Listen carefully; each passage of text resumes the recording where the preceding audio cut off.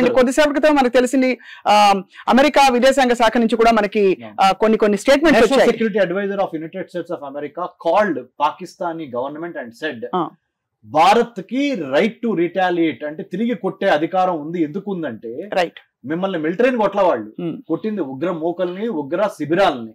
కాబట్టి ఎట్టి పరిస్థితుల్లోనూ మీరు గనక మీ ఆర్మీతో గనక సమాధానం చెప్తే యుద్ధానికి కాలు దువ్వింది మీరు అని రేపు అంతర్జాతీయ న్యాయస్థానంలో తలదించుకోవాల్సిన అవసరం వస్తుందని కూడా చెప్పారు. ఇక్కడ ఒక స్పెసిఫిక్ క్వశ్చన్, మనకి మొన్న జరిగిన పహల్గామ్ అటాక్ కి కొన్ని రోజుల ముందు జైషే మొహమ్మద్, లష్కరే తయబా మరియు ఐఎస్ఐ చీఫ్ రావల్కోట్ ప్రాంతంలో కలిసినట్టుగా కొన్ని వీడియోలు విడుదలయ్యాయి. ఇది నిజంగా దీని వెనకాల ఐఎస్ఐ హస్తం ఉందా అనే చర్చలు మొదలయ్యాయి. మీరేమంటారు? మేడం, ఇందులో ఎటువంటి సందేహం లేదు. మన 11 కోట్ల మంది తెలుగు వాళ్ళకందరికీ నేను సుమన్ టీవీ ద్వారా మీ సమక్షంలో స్వప్న మేడం గారు ఎందుకు చెబుతున్నారంటే, మీరు 1947 ఆగస్టు 14న పాకిస్తాన్ పుడితే 1947 ఆగస్టు 15న మన దేశం భారతదేశం పుడితే ఇంతవరకు మనము వేరే దేశాన్ని వెళ్ళి ఆక్రమించుకున్న ఆనవాళ్లు లేవు.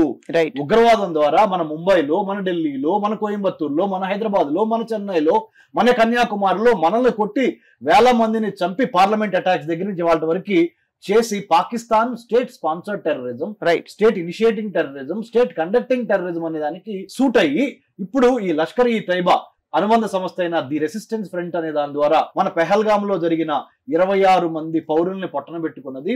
భారత పౌరుల్ని, 2 విదేశీయులను కూడా పొట్టన పెట్టుకుంది. దానికి వ్యతిరేకంగా, టెర్రరిజానికి వ్యతిరేకంగా హ్యూమనిజాన్ని గెలిపించడానికి, మానవతావాదాన్ని, మానవత్వాన్ని గెలిపించడానికి జరిపే పోరులో భారత్ ఉన్నది అని మీ ముందర నేను చెప్తున్నాను.